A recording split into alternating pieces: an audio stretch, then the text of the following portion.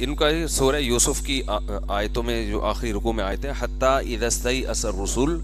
یہاں تک کہ جب پیغمبر مایوس ہو گئے، پچھلی امتوں کے پیغمبروں کی بات ہو رہی ہے، وَظَنُّوا أَنَّهُمْ قَدْ كُذِبُوا، اور یہ سمجھنے لگے کہ ان کے ساتھ گویا جھوٹ بولا گیا ہے،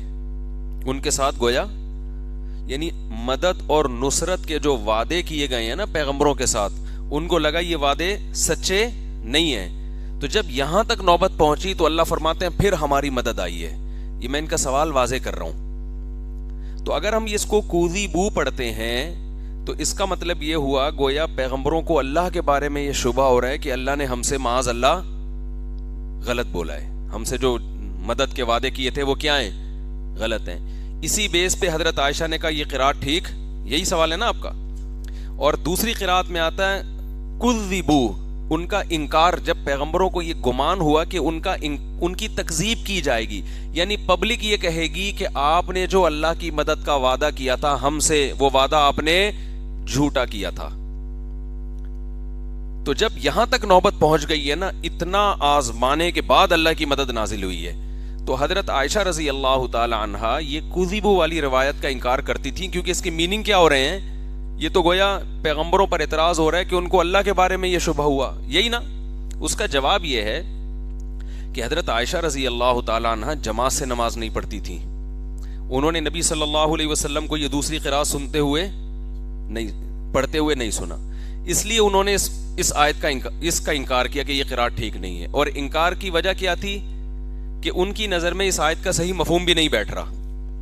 لیکن جب یہ بات تواتر سے ثابت ہو گئی قاریوں سے کہ نبی صلی اللہ علیہ وسلم سے تواتر سے ثابت ہے کہ نبی نے کذبوا بھی پڑھا ہے، تو اب ہم اس قرات کا انکار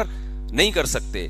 رہا یہ مسئلہ کہ یہ تو اشکال ہوگا کہ گویا اللہ نے پیغمبروں کو یہ خیال ہوا کہ اللہ نے ہم سے جھوٹے وعدے کیے ہیں، تو اس کا جواب یہ کہ یہاں ظن سے مراد ہے وسوسہ۔ بعض دفعہ آپ سے کو کسی کی مدد پر کتنا ہی یقین ہوتا ہے نا، لیکن جب ٹائم پہ مدد نہیں آتی اور وہ ڈیلے ہوتی چلی جاتی ہے تو وسوسہ کسی کے دل میں پیدا ہو سکتا ہے کہ پتہ نہیں اللہ مدد کرے گا یا، تو اس کو ظاہری لحاظ سے کذب سے تعبیر کیا گیا ہے،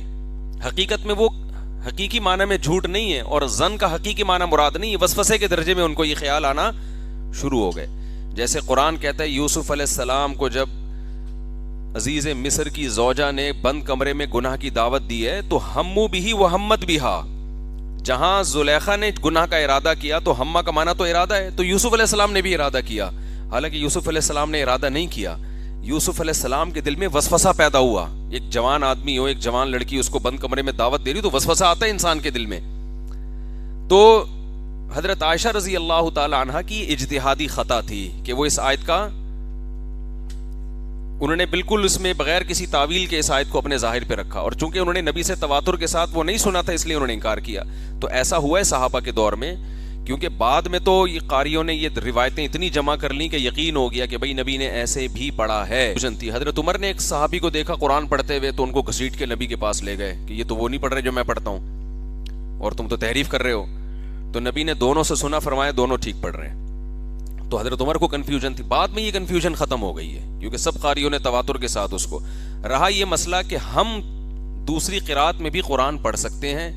اس کا جواب یہ ہے کہ یہ کام اناڑی آدمی کے لیے جائز نہیں ہے، سمجھ رہے ہیں؟ یہ اس کے لیے جائز ہے جو باقاعدہ کسی قاری سے تمام قراءتیں جو متواتر قراءتیں ہیں وہ سیکھے پراپر طریقے سے، پھر جب وہ قرات وہ پڑھے گا اس کو قاری کی طرف سے اجازت، کیونکہ اس میں عوام کو اگر کھلی چھوٹ دے دی جائے تو ایک قرآن کو تختہ مشق بنا لیں گے، تو یہ پراپر قاری جب تک نہ ہو اس کے علاوہ عامی آدمی کو پڑھنے کی اجازت نہیں ہے۔ دوسرا، ایسے مجمع میں بھی پڑھنے کی اجازت نہیں ہے جو کنفیوز ہو جائے۔ اب میں یہاں عشاء میں تلاوت شروع کر دوں مالکی یوم الدین، لوگ کہیں گے یہ نئی سورہ فاتحہ نازل ہوئی ہے کیا؟ تو قاریوں میں تو میں پڑھ سکتا ہوں، ان کو تو پتہ ہے، عام آدمی کو پڑھو گے فتنے کا اندیشہ ہے اس میں، تو ایسی جگہ پہ بھی نہیں پڑھ سکتے جہاں فتنے کا اندیشہ ہو، اور وہ شخص بھی نہیں پڑھ سکتا جس نے قرات کا پراپر علم حاصل نہ کیا ہو۔ سمجھ گئے بات؟ مرکز دین و ایمان، مرکز دین و ایمان، مرکز دین و ایمان، مرکز دین و ایمان۔